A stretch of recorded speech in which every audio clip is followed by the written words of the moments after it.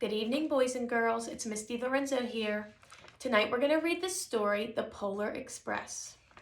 So let's get out those listening ears and get started.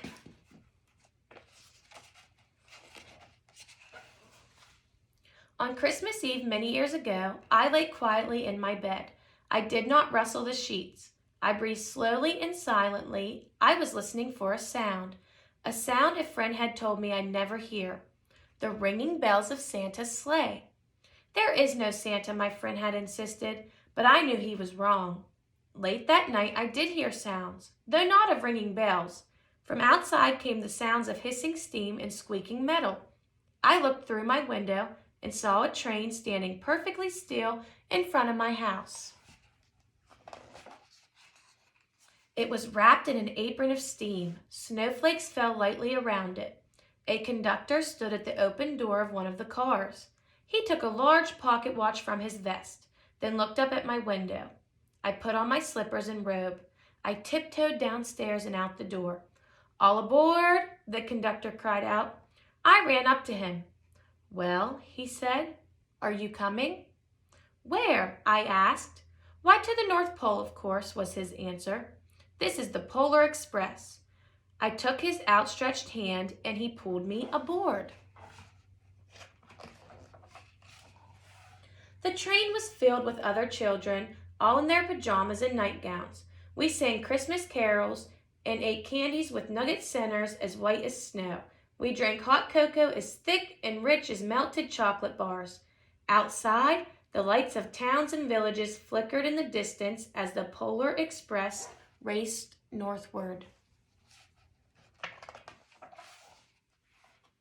Soon there were no more lights to be seen. We traveled through the cold, dark forest, where lean wolves roamed and white-tailed rabbits hid from our train as it thundered, through the quiet wilderness.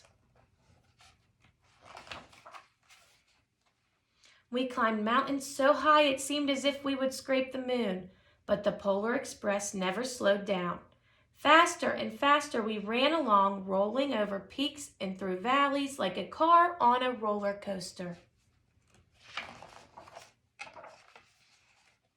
The mountains turned into hills, the hills to snow-covered plains. We crossed a barren desert of ice, the great polar ice cap. Lights appeared in the distance. They looked like the lights of a strange ocean liner sailing on a frozen sea. "There," said the conductor, "is the North Pole." The North Pole? It was a huge city standing alone at the top of the world, filled with factories where every Christmas toy was made. At first, we saw no elves. "They are gathering at the center of the city," the conductor told us.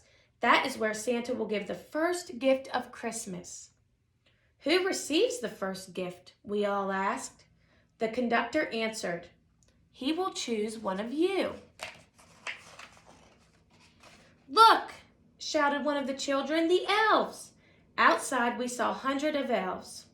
As our train drew closer to the center of the North Pole, we slowed to a crawl. So crowded were the streets with Santa's helpers. When the Polar Express could go no farther, we stopped and the conductor let us outside. We pressed through the crowd to the edge of a large open circle. In front of us stood Santa's sleigh. The reindeer were excited. They pranced and paced, ringing the silver sleigh bells that hung from their harnesses. It was a magical sound, like nothing I'd ever heard. Across the circle, the elves moved apart and Santa Claus appeared. The elves cheered wildly. He marched over to us and pointing to me said, "Let's have this fellow here." He jumped into his sleigh. The conductor handed me up. I sat on Santa's knee and he asked, "Now what would you like for Christmas?" I knew that I could have any gift I could imagine, but the thing I wanted most for Christmas was not inside Santa's giant bag. What I wanted more than anything was one silver bell from Santa's sleigh. When I asked, Santa smiled. Then he gave me a hug and told an elf to cut a bell from a reindeer's harness. The elf tossed it up to Santa. He stood, holding the bell high above him, and called out, "The first gift of Christmas." A clock struck midnight as the elves roared their approval. Santa handed the bell to me and I put it in my bathrobe pocket. The conductor helped me down from the sleigh. Santa shouted out the reindeers' names and cracked his whip. His team charged forward and climbed into the air. Santa circled once above us, then disappeared in the cold, dark polar sky. As soon as we were back inside the Polar Express, the other children asked to see the bell. I reached into my pocket, but the only thing I felt was a hole. I had lost the silver bell from Santa Claus's sleigh. "Let's hurry outside and look for it," one of the children said. But the train gave a sudden lurch and started moving. We were on our way home. It broke my heart to lose the bell. When the train reached my house, I sadly left the other children. I stood at my doorway and waved goodbye. The conductor said something from the moving train, but I couldn't hear him. "What?" I yelled out. He cupped his hands around his mouth. "Merry Christmas," he shouted. The Polar Express let out a loud blast from its whistle and sped away. On Christmas morning, my little sister Sarah and I opened our presents. When it looked as if everything had been unwrapped, Sarah found one last small box behind the tree. It had my name on it. Inside was the silver bell. There was a note. "Found this on the seat of my sleigh. Fix that hole in your pocket. Signed, Mr. C." I shook the bell. It made the most beautiful sound my sister and I had ever heard. But my mother said, "Oh, that's too bad." "Yes," said my father, "it's broken."